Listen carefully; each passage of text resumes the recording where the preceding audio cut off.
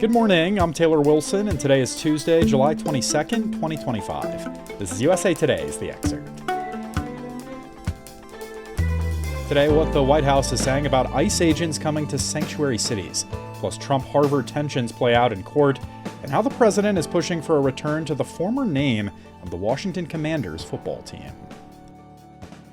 The White House is warning that a flood of ICE agents is coming to cities run by Democrats. I spoke with USA Today national correspondent Trevor Hughes to learn more. Trevor, thanks for joining me. You bet. All right, so what did we hear from White House border czar Tom Homan about plans for Democrat-run cities? And Trevor, why does he feel this is necessary? Tom Homan is basically saying they're going to flood the zone. Cities like Denver or Los Angeles, Boston, they have a reputation as sanctuary cities where, in particular, jails do not help ICE agents when they have someone who has been detained, who is accused of an immigration violation. And the administration has been pushing for a long time to say these people should be kept in custody until ICE can come and collect them. They're instead being released. And so ICE says, fine, we will send more people onto the streets in these so-called sanctuary cities. Trevor, what role has Congress had recently in expanding immigration enforcement? Congress has given the Homeland Security just billions and billions of dollars in additional funding. I mean, there is funding for 100,000 detention beds, 10,000 new ICE agents, bonuses for ICE agents. Really, we are looking at a significant transformation in how immigration enforcement is conducted in this country because of the money given by Congress to Homeland Security and ICE. And can you help us just put the size of the current ICE budget in context for us a little bit, Trevor? You've probably seen this on your social media feeds. There's a question about, who calculates it and how, but we're really talking about a law enforcement agency that now has a budget bigger than the FBI, bigger than the Bureau of Prisons, bigger than the U.S. Marshal Service, all combined. ICE is going to be an absolutely enormous law enforcement agency with powers all over the country. Well, as for these plans for some of these sanctuary cities, what are migrant rights groups worried about here, Trevor? There is an increasing concern about the sort of due process and civil rights of folks who are being detained. And we've all seen the videos of ICE agents running across, farm fields, running through car washes, running through parking lots at Home Depot, grabbing people sort of willy-nilly. Now, the administration would argue that those sort of extreme tactics are necessary to detain the people that President Trump accuses of invading America. But there are a lot of concerns from civil rights advocates that the way it's being done is extremely dangerous and very unfair. We've seen some recent polling numbers showing an apparent shift among at least some Americans on immigration issues, Trevor. How so? Can you break some of those numbers down? Absolutely. We're seeing Americans less and less enamored with how President Trump is conducting these immigration raids. It's important to remember that the president swept into office promising this very, very harsh immigration crackdown, and he's making good on those promises. And I'll tell you, the folks that I've talked to who supported him, they are really, really excited to see that.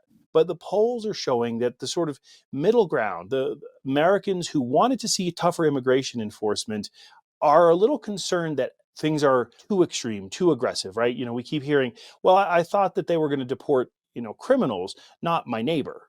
That's sort of what we're seeing a trend happening in the country now. All right. Trevor Hughes is a national correspondent with USA Today. Thank you, Trevor. You bet. A former Louisville police officer has been sentenced to 33 months in prison for violating the civil rights of Briana Taylor, the 26-year-old black woman who was killed during a botched raid on her home and whose death sparked nationwide demonstrations for equality.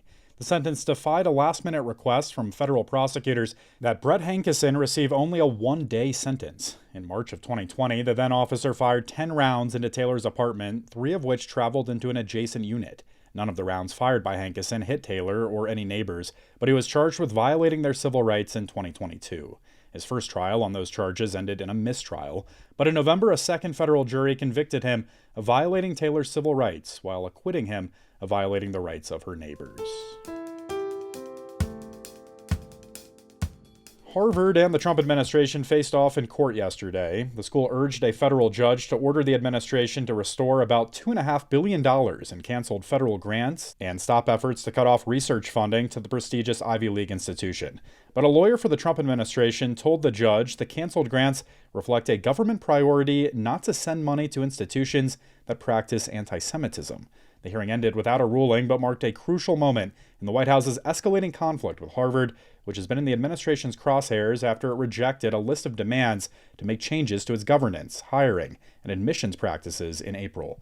The university says that hundreds of research projects, including some related to cancer treatment, infectious diseases, and Parkinson's, would be in jeopardy unless the judge declares the grant cancellations unlawful. You can read more with a link in today's show notes. The Trump administration yesterday released a trove of records surrounding the 1968 assassination of Dr. Martin Luther King Jr. Over 240,000 pages of records have been made available on the website of the U.S. National Archives and Records Administration. The D.C.-based agency says the release is in response to an executive order from Trump's White House dating back to January. King's family objected to the release, saying the FBI's surveillance of the progressive leader was tainted by the agency's political bent at the time. Documents related to the King assassination are the latest materials to be made public through that January executive order that also called for the release of materials related to the assassinations of President John F. Kennedy and presidential candidate Robert F. Kennedy. Files related to the JFK assassination were released in March. President Trump is threatening to derail the Washington Commanders' pending football stadium deal unless the team restores its old name. He posted on Truth Social Sunday, writing, quote, "I may put a restriction on them that if they don't change the name back to the original Washington Redskins and get rid of the ridiculous moniker Washington Commanders, I won't make a deal for them to build a stadium in Washington," unquote. I caught up with USA Today NFL reporter Chris Boombaka to put those comments in context. Chris, thanks for hopping on. Yeah, thanks so much for having me. All right, so what is President Trump saying here about the Washington Commanders' name and even these stadium plans? What has become a bit of a talking point for the president throughout the month of July has been this idea that the Commanders have to change their name back to the former, what is considered to be racist one, pre-2020, before they spent 2 years as the Washington football team, and then prior to the 22 season became rebranded formally as the Washington Commanders. President Trump is saying that they should return to that former nickname in order for the deal that they have agreed to with parts of the local DC government to move back to what was their former stadium home from 1961 to 1996 at RFK Stadium along the Anacostia River in DC. And there's a large economic plan to revitalize what has become a barren area of the city. Chris, does he actually have the power to influence this? That is one of the questions being considered right now because Congress passed a law earlier this year, signed into law by President Biden after both parties of Congress worked throughout 2024 to pass what allowed the local DC government to gain control of the lands over a 99-year lease because that land was formerly owned by the federal government and the National Park Service. But that transfer was completed formally earlier this year. So it's a question of how much power the federal government still has in a place where the federal government is technically in charge. Have we heard from the Commanders team itself or the National Football League as it pertains to this? As of Monday evening, both the Commanders and the league have remained quiet on this issue. This is something that they definitely don't want to be dealing with as training camp opens this week for many teams across the league, including the Commanders. But it's a definite surprise to them, I would say, because just 2.5 months ago, managing partner of the Commanders, Josh Harris, and NFL Commissioner Roger Goodell are standing in the Oval Office with Donald Trump as he's announcing that the NFL draft is going to take place in the nation's capital in 2027. So what was seen as a marriage between the NFL and Trump, which was definitely not the case during his first term, is already taking a turn here. So it's an interesting thing to monitor because how much this president tries to insert himself into the culture of sports in this country. Chris, how is all this landing within the Commanders fan base? That's an interesting question because USA Today had sent reporters out into the field Monday. And for the most part, the name change is one thing. The nickname is so ancillary to the community that sports builds for all of us, right? That's why we're okay when our team names are called, silly things like Badgers or Bengals or things like that. It doesn't really matter what the name is. What matters is that it brings us together. So The message from people that we spoke to is that the name is the name, but President Trump, stay out of the business that does not involve you anymore, because this is a local DC issue. Well, Chris, there was so much pushback against the former team name. I mean, have we heard from indigenous advocates about any of this week? Yes, we have. Jacqueline De Leon, the senior staff attorney for the Native American Rights Fund, said Native Americans are being used as tools for a distraction that's very disrespectful to the pain and suffering imposed on Native people by inaccurately depicting our culture.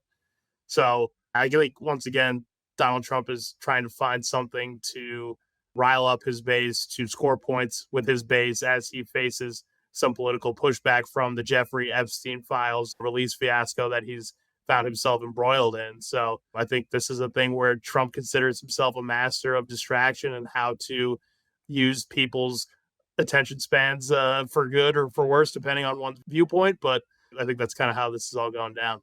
Chris, you follow this league closely. Where do you see this conversation going next? The team name is never going to change back to what it was. I think that's really important for people to understand.